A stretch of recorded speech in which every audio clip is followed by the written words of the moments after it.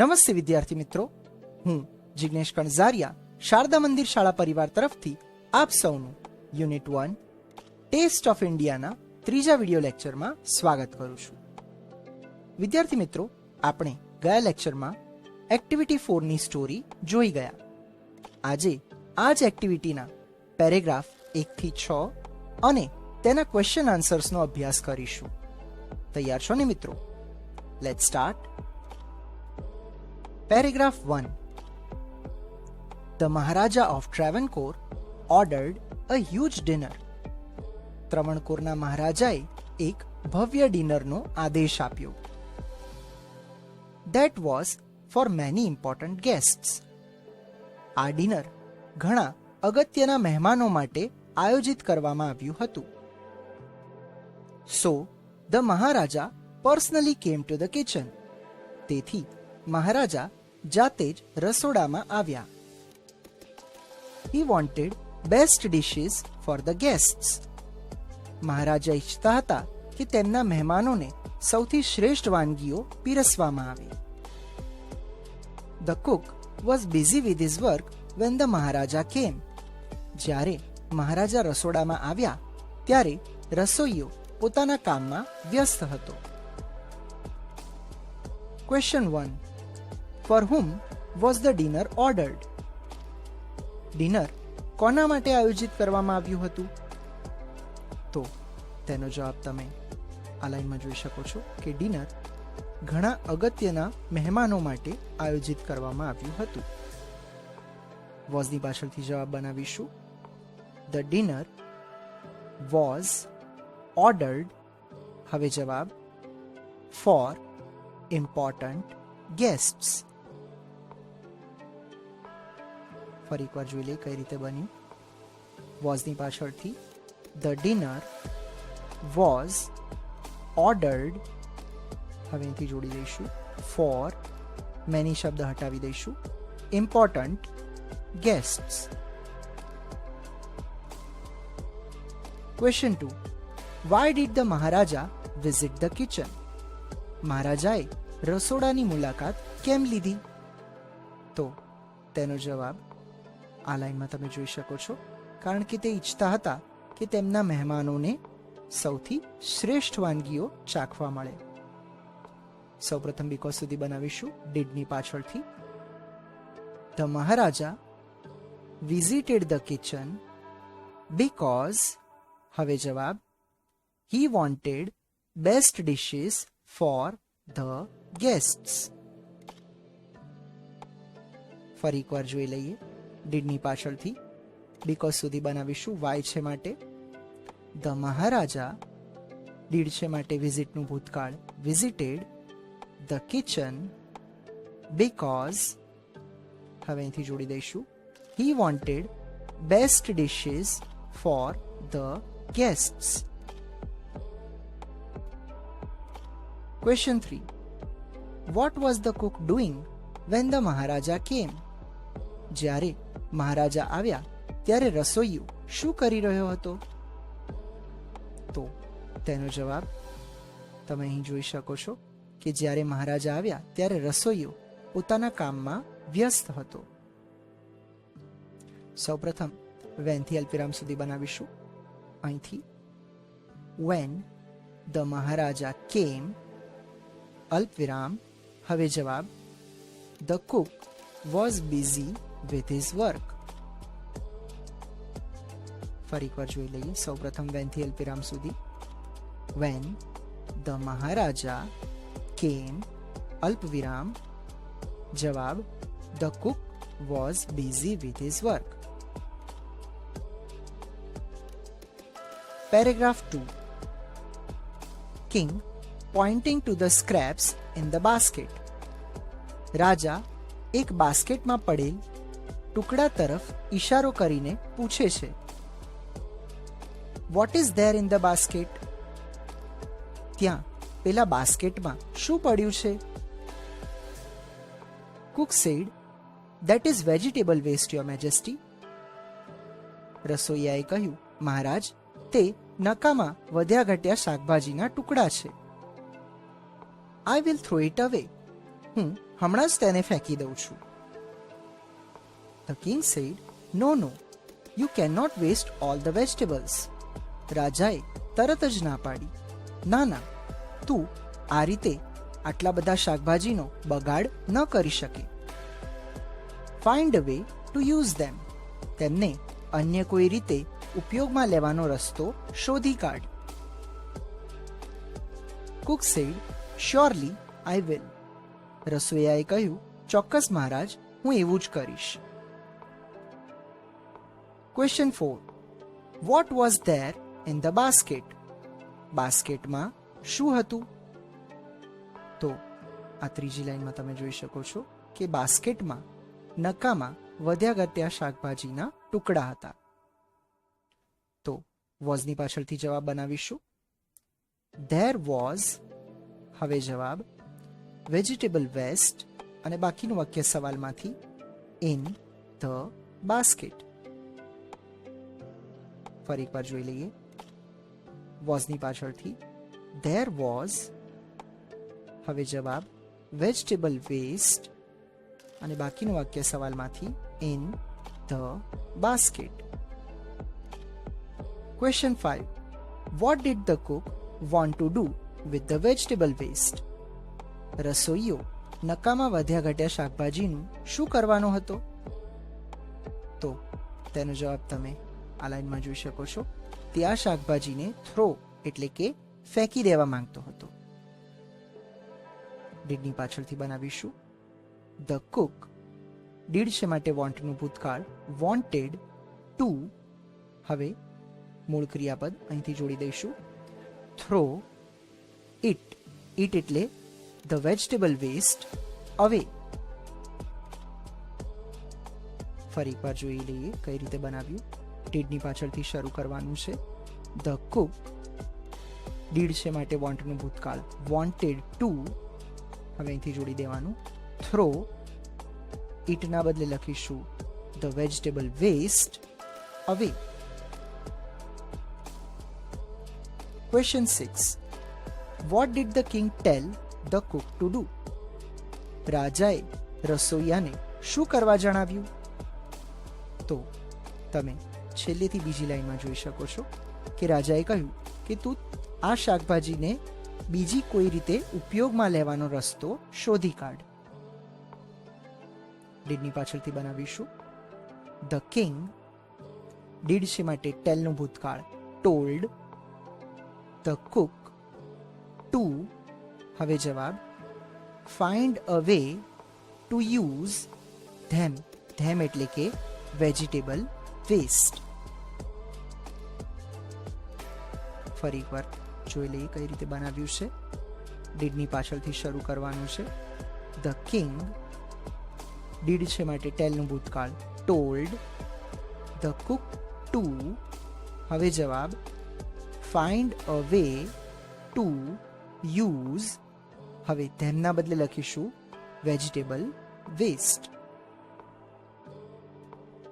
Paragraph 3. Then the king left the kitchen. ત્યાર પછી મહારાજા રસોડું છોડીને ચાલ્યા ગયા. The cook was worried. રસોઈયો મૂંઝવણમાં મુકાઈ ગયો. He stared at the scraps and started thinking. તેણે નકામા વધ્યા ઘટ્યા શાકભાજી તરફ જોયું અને વિચારવા લાગ્યો. He had an idea. અચાનક તેને એક યુક્તિ સૂજી.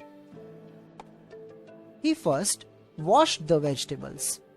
સૌપ્રથમ તેણે આ શાકભાજીને ચોખ્ખા પાણી વડે ધોઈ નાખ્યા. Then he cut the vegetables into long stripes. ત્યાર પછી તેણે આ શાકભાજીના લાંબા લાંબા ટુકડા કર્યા. He put them in a big pot. તેણે આ શાકભાજીના ટુકડા એક મોટા ઘડામાં મૂક્યા. He started to cook it. પછી તેમાં તેણે પાણી ઉમેર્યું અને તેને પકાવવા લાગ્યો. Question 7. What did the cook do first? રસોઈયાએ સૌપ્રથમ શું કર્યું? તો આ લાઈનમાં તમે જોઈ શકો છો કે સૌપ્રથમ રસોઈયાએ તે શાકભાજીના ટુકડા સ્વચ્છ પાણી વડે ધોઈ નાખ્યા. તો આ જ લાઈન આપણે ઉપયોગમાં લઈશું. હી એટલે કે the Cook first washed the vegetables. ફરી એકવાર જોઈ લઈએ કઈ રીતે બનાવ્યું. આ જ લાઈનનો ઉપયોગ કર્યો છે. હીના બદલે આપણે લખ્યું the Cook first washed the vegetables. Question 8. How did the cook cut the vegetables? રસોઈયાએ શાકભાજીને કેવી રીતે કાપ્યા? તો તેનો જવાબ આ સેકન્ડ લાસ્ટ લાઈનમાં તમે જોઈ શકો છો કે તેણે શાકભાજીને લોંગ સ્ટ્રાઇપ્સ એટલે કે લાંબા લાંબા ટુકડામાં કાપ્યા. તો આ લાઈનનો ઉપયોગ કરીશું. સૌપ્રથમ આ જે હી છે એના બદલે લખીશું the Cook cut the vegetables into long stripes. ફરી એકવાર જોઈ લઈએ. એક જ ફેરફાર કરવાનો છે. હીના બદલે તમારે લખવાનું છે the cook cut the vegetables into long stripes. Paragraph 4. He ground some fresh coconut, green chilies and garlic together. રસોઈયાએ સૌપ્રથમ તાજું નાળિયેર લીધું, લીલા મરચાં લીધા અને લસણ, અને આ ત્રણેયને એક સાથે દળી લીધા. He added this paste into a vegetable. તેણે દળીને બનાવેલી આ પેસ્ટ એટલે કે ચટણીને વેજીટેબલ્સમાં ઉમેરી દીધી. He then added salt too. પછી તેણે શાકભાજીમાં મીઠું ઉમેર્યું. He added some whipped curd to the curry.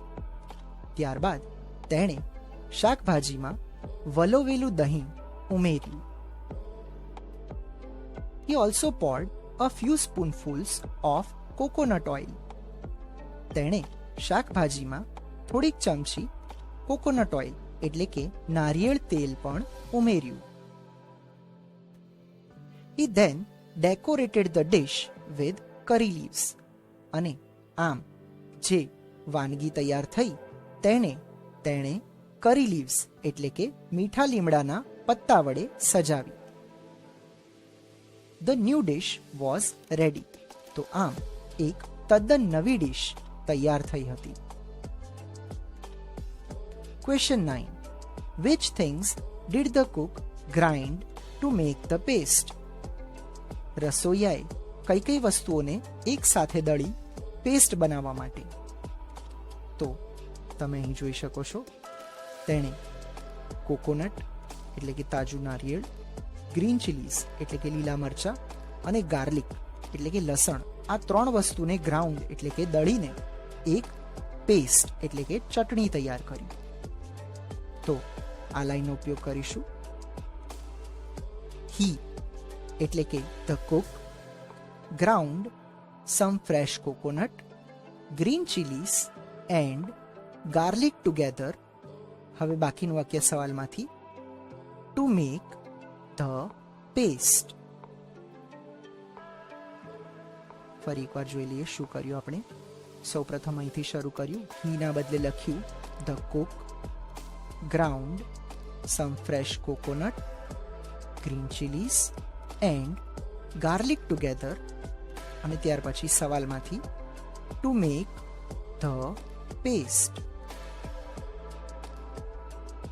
Question 10. Which things did he add into vegetables? તૈયાર થઈ રહેલા શાકભાજીમાં તેણે કઈ કઈ વસ્તુઓ ઉમેરી? તો તેણે પેસ્ટ, સોલ્ટ, whipped curd એટલે કે વલોવેલું દહીં અને કેટલીક ચમચી કોકોનટ ઓઇલ ઉમેર્યું. તો ડીડની પાછળથી હવે બનાવીશું.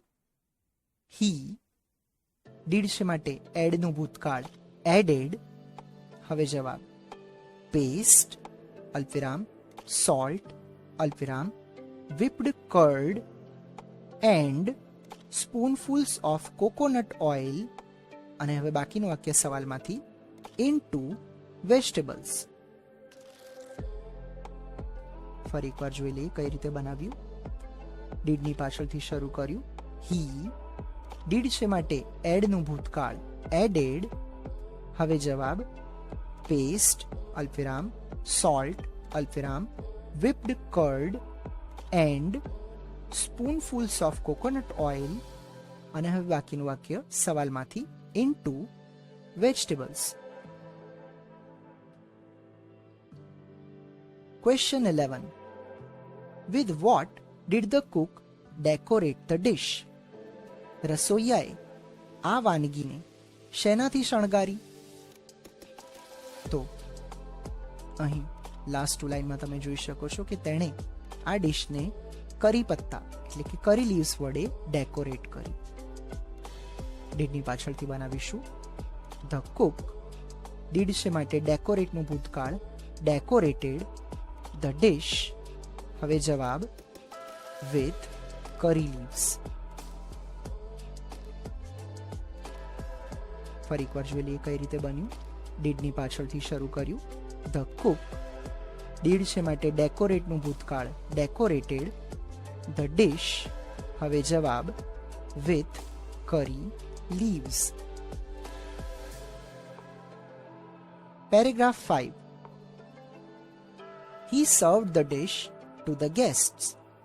તેણે આ વાનગી મહેમાનોને પીરસી. Everyone liked it very much. આ વાનગી બધાને પસંદ આવી. The guests asked, "What is the name of this dish?" મહેમાનોએ પૂછ્યું, આ નવી વાનગીનું નામ શું છે? The cook was confused. રસોઈયો મૂંઝાઈ ગયો. Cook said, "The name of this dish is avial." રસોઈયાએ જવાબ આપ્યો, આ ડિશનું નામ છે avial. No question answers from this paragraph. આ ફકરામાંથી કોઈ સવાલ જવાબ નથી. Paragraph 6. Avial became famous all over Kerala. જોતજોતામાં અવિયલ આખા કેરલામાં પ્રખ્યાત થઈ ગઈ. And just imagine, અને વિચારો તો ખરા, it all came from a basket of waste. તમે વિચારો તો ખરા કે આ ડિશ માત્ર નકામા વધ્યા ઘટ્યા શાકભાજીમાંથી બનાવી હતી. Do you know who the Cook was? શું તમે જાણો છો કે તે રસોઈયો કોણ હતો? It was Bhima, one of the Pandavas. તો તે રસોઈયો હતો ભીમ, જે પાંડવોમાંનો એક હતો. And the king was king વિરાટ, અને રાજાનું નામ હતું વિરાટ. Pandavas were hiding in his Kingdom. પાંડવો રાજા વિરાટના રાજ્યમાં છુપાયેલા હતા. Avial is also popular in Tamil Nadu. Avial કેરલાની સાથે સાથે તામિલનાડુમાં પણ ખાસું લોકપ્રિય છે. Question 12. Who was the cook? રસોઈયો કોણ હતો? તો આપણે જાણીએ છીએ કે રસોઈયો બીજું કોઈ નહીં, ભીમ હતો, જે 5 પાંડવોમાંનો એક હતો. તો જવાબ વોઝની પાછળથી, ધ કુક વોઝ ભીમ અલ્પવિરામ વન ઓફ ધ પાંડવાસ.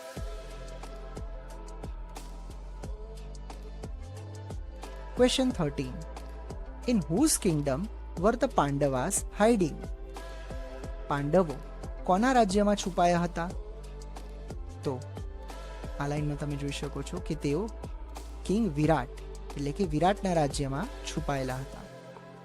વરની પાછળથી બનાવીશું. The Pandavas were hiding in. હવે જવાબ, કિંગ વિરાટાસ કિંગડમ. વિરાટની પાછળ એપોસ્ટ્રોફી એસ લગાડવો પડશે, કારણ કે આપણે કહેવા માંગીએ છીએ રાજા વિરાટ ના રાજ્યમાં, માટે king વિરાટ્સ Kingdom. Question 14. Avial is a very popular dish in dash and dash. Avial ખાલી જગ્યા અને ખાલી જગ્યામાં ખૂબ જ લોકપ્રિય વાનગી છે. તો અહીં શું આવશે ખાલી જગ્યામાં? કરેક્ટ, કેરલા અને તામિલનાડુ. તો ખાલી જગ્યામાં લખીશું કેરલા અને તામિલનાડુ. તો આ સાથે આજનો આ વિડીયો લેક્ચર અહીં સમાપ્ત થાય છે. આશા રાખું છું કે આપ સૌને 6 પેરેગ્રાફ અને તેના ક્વેશ્ચન આન્સર્સ ખૂબ સરસ રીતે આવડી ગયા હશે. જો તમને આ વિડીયો ગમ્યો હોય તો પ્લીઝ તેને લાઈક કરો. ધોરણ 6ના અન્ય વિદ્યાર્થીઓ સાથે આ વિડીયોને શેર કરો અને હજુ સુધી જો તમે અમારી ચેનલને સબસ્ક્રાઇબ ન કરી હોય તો please subscribe for more upcoming videos. ફરી મળીશું આ યુનિટની બીજી કેટલીક રસપ્રદ એક્ટિવિટી સાથે. ત્યાં સુધી please stay home, stay safe.